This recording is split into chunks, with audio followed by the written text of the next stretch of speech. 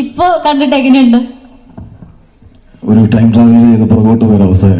കുട്ടിയും CMH സ്കൂളിലാണ് ഞാൻ പഠിച്ചിട്ടുണ്ട്.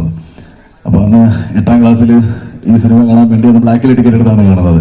അപ്പൊ അതൊക്കെ കഴിഞ്ഞ് വർഷങ്ങൾക്ക് ഇപ്പുറം ഈ സിനിമ യാഥാർത്ഥ്യമാകുമ്പോൾ എനിക്ക് ഭയങ്കര അഭിമാനമുള്ള കാര്യം, ഒരു കൊട്ടാരക്കാരന്റെ ഒരു വലിയ സ്വപ്നം വീണ്ടും വെള്ളിത്തിരയിൽ എത്തിക്കാനും. ഇപ്പം വലിയേട്ടൻ പഴയ വലിയേട്ടനല്ല, പക്ഷെ മമ്മൂക്ക ഇപ്പോഴും പഴയ മമ്മൂക്ക തന്നെയാണെന്നുള്ളതാണ്. നമ്മൾ അടുത്തിടെ കണ്ട സിനിമകൾ ഇപ്പം മമ്മൂക്കയുടെ നടക്കാൻ പോകുന്ന ഒരു വലിയ പ്രോജക്ടിന്റെ കൂടെ ഒരു ഇൻഡയറക്ട് ഭാഗമാണ്. ഞാൻ കരുതുന്ന നിർമ്മാതാക്കളുടെ ഒരാൾ എന്റെ വളരെ അടുത്ത സുഹൃത്താണ്. അപ്പം ചേട്ടാ വൈജോട്ട ഒരുപാട് സന്തോഷം. കാര്യം 1 വർഷം മുമ്പ് ഞാനും ഷായ്സാറെ ഞങ്ങൾ ഒരു മീറ്റിംഗ് ഇരിക്കുന്ന സമയത്ത് വൈജോട്ട ഇങ്ങനെ വിളിച്ചു. അപ്പൊ ഞാൻ തമാശയ്ക്ക് ചോദിച്ചു പുതിയ സിനിമയൊന്നും ചെയ്യുന്നില്ലേന്ന്. അപ്പം പറഞ്ഞു ഒരു സിനിമ ചെയ്യുന്നതിനേക്കാളും വലിയൊരു പണിയുടെ പിന്നിലാണ് വലിയേട്ടന്റെ റീ റിലീസുമായി ബന്ധപ്പെട്ട് അദ്ദേഹം കഴിഞ്ഞ ഒരു വർഷക്കാലമായിട്ട് കുറെ ബുദ്ധിമുട്ടുകളിലും ഒക്കെ ആയിരുന്നു. എന്തായാലും അതിമികച്ച രീതിയിൽ തന്നെ മികച്ച ദൃശ്യാനുഭവത്തോടും മികച്ച ശബ്ദാനുഭവത്തോടും കൂടി ഇതിന്റെ സിനിമ കാണാൻ പറ്റി. അതിൽ എനിക്ക് ഭയങ്കര സന്തോഷം തോന്നിയത്, നമ്മൾ പലപ്പോഴും ഈ സിനിമ കാണണമെങ്കിൽ